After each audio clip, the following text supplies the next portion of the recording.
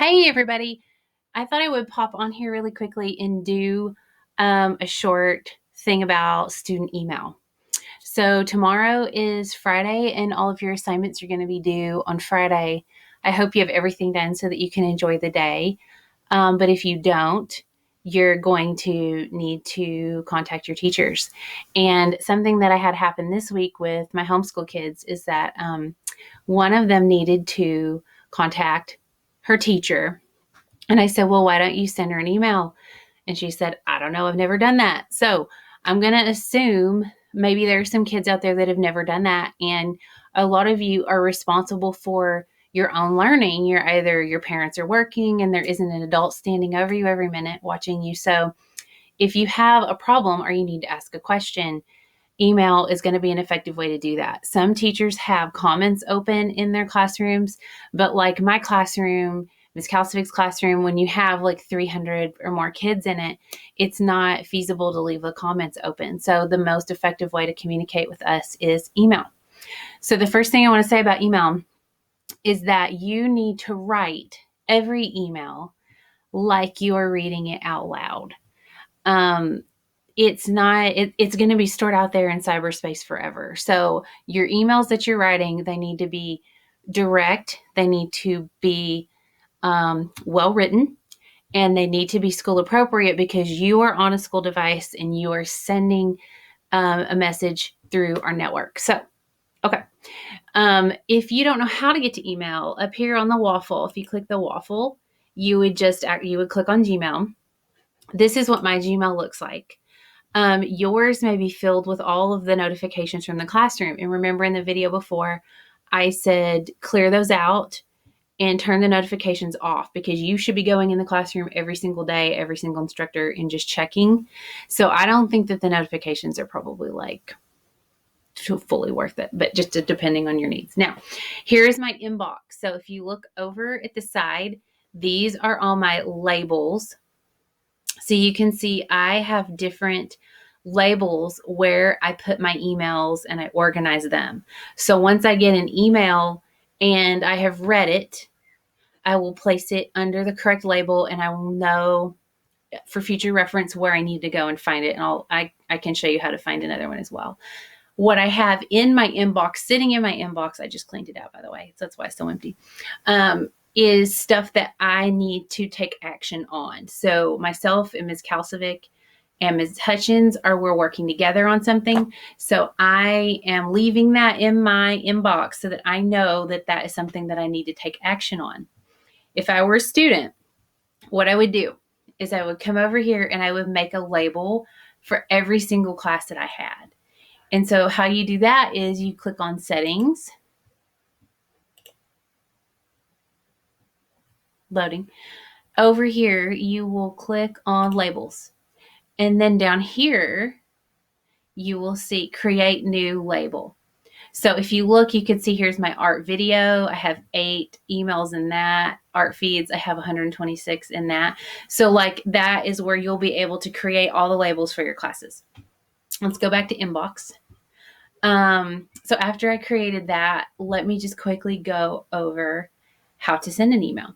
So up here, you're going to click on compose. Let's pretend, let's just say that Ms. Kalsevic gave a quiz and I'm a student and there's something wrong with it and I can't complete it. So I'm going to come up here and I'm just going to type Kalsevic. But look, whenever I type in the word Kalsevic, there come multiple entries come up because her daughter is in the district as well. So if you're typing in a last name, lots of teachers' last names are common. So there can be a huge list of people. You need to make sure that you are sending your email to the correct person. So you need to look for your teacher's first and last name. And if you don't know your teacher's first name, you need to figure it out. So I'm going to click her because I want to send it to Ms. Kalsevic. The subject line. In the subject line, I am going to say what my email is about. An email is not a text message. In email, it's not casual. It's not super casual, but it's not as formal as a letter. Your goal when you send an email is to put as much information in it as possible so that your issue can be dealt with one email. It isn't great to have to send emails back and forth. And let me show you why. So pretend I just send no subject. And I say, there's a problem with number 3. And then I hit send. Ms. Kalcivic's going to get this email. It's going to be from me. No subject line. And it says there's a problem with number 3. What is that going to mean? So you guys need to understand that your teachers are dealing with lots of students, and maybe different subject, maybe different like classrooms and different things. You need to be really specific. So in my subject line, I'm going to say, let me say quiz about color 3. So just pretend quiz about color 3. Greetings. Always start your emails off with something nice. It's just a nice thing to do. It's not a text message, okay? I cannot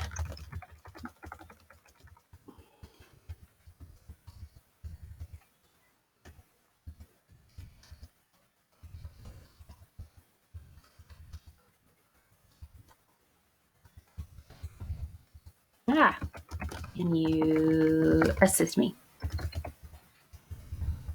And then always put a salutation at the end. Like I always say thank you or kind regards or whatever. And then if you don't have a little thing like, because mine says Stacy Massey at the bottom, you can put like your name. And then you hit send. So when you hit send, you're going to see a little box down here in the corner. And you have about, I think you have about like 10 seconds or 15 seconds to like stop sending that email. And then, but other than that, once you hit send on an email, it's gone. So you need to be sure that you are sending email. You've said what you need to say before you hit send, because you can't retract that email and make it come back. Search mail. Let me show you some other things too. I'm going to kind of go through this. If you are missing, these are people that I search for their emails a lot because they're people that I work with, and my supervisor and Ms. Ward, because she gives us lots of good information. So I search for them a lot. They pop up. You can search a name. You can search a topic. It'll help you if you're like, oh, I know that there was an email sent out about that, a couple days ago. You could search that way. Emails that you have sent. So if you click on this will be every email that you have ever sent will pop up, and you can go through there. So if you could say, well, I think I contacted that teacher, but I don't really know, you could go to sent and you research that way.